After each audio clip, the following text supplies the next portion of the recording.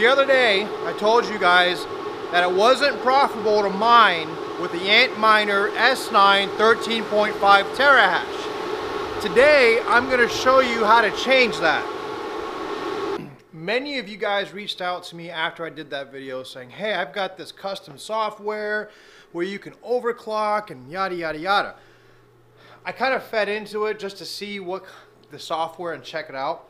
And something you guys have got to know is a lot of this overclock software is malicious. People will use this software to steal your coins and utilize your power, okay? You can overclock your Antminer S9s by yourself without any kind of special software, and it actually is very easy to do. And today I'm going to show you just how to do that so that if you are mining and you're looking for ways to make your slower miners more profitable, or if you have miners that are just slow, because you know how those are. Some miners are just slow. If you want to crank those up a little bit, I will show you how to do that today for free without having to pay anyone or give a percentage of your Bitcoin. All right, so let's get into that. The fact that the 13.5 is the only one that is not making any money right now, I felt it's justified to go ahead and overclock it because my 13.5s, every single one of them, are no longer under warranty. And I also figured this might be a good opportunity to teach you guys a pretty cool trick. Now this comes with a warning, okay? An absolute warning. Overclocking voids your warranty. Second thing is you can burn up chips. You can burn up boards. If you do not have adequate cooling, don't do this, okay? It's going to require adequate cooling to make this work and not damage your miner. So do this at your own risk, okay? At your own risk. So let's go ahead and get started. All right, so the miner I'm going to update today is right here, my Antminer S9, which is a 13.5 terahash. Currently, it's running the low power mode, the LPM, the most recent update. To get your miner overclocked, it will not work with the most recent updates because the recent updates have auto-tune. Auto-tune will get in the way of trying to adjust how fast your miners will mine. So one of the first things you've got to do to make this work is you have to download one of the older firmwares. The update required to make the overclock work is you have to download this right here, the 650M user update. Go ahead and get that plugged into your miner, which I'm going to do now, and then from after you do that, the next few steps are pretty easy.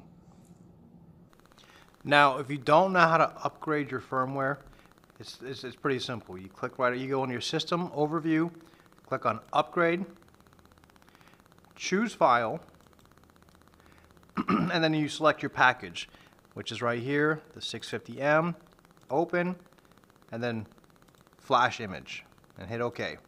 And then from this point, give it a few minutes, and then it'll be ready to go.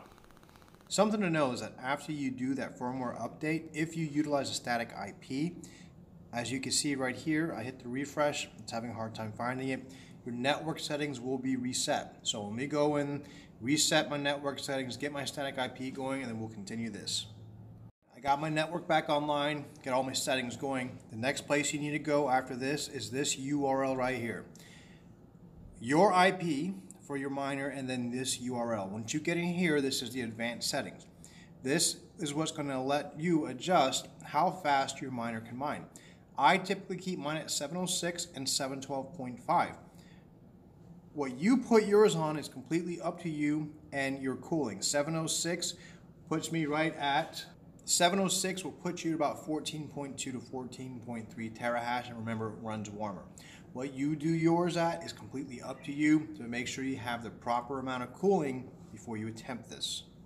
Now sometimes, I don't know what it is and why it is, but if you work with miners, you know that sometimes they have a personality, and sometimes they're stubborn. So I've learned that not all miners are going to take to this right away. You could download the new firmware, you can go ahead and get your network settings, everything done, and then you go in there and you overclock it, right? And all of a sudden you have one board that's like hashing, you know, a total terahash below what it's supposed to be. And it's just like, what the hell is going on here? You know what I mean? Like, come on, work with me. And nothing you do works. So sometimes it requires going in there and doing a reset, a button reset on the miner. Sometimes that fixes it and going through the process again and it works. Sometimes going out there and unplugging it 2 or 3 times and it just wants to work, okay?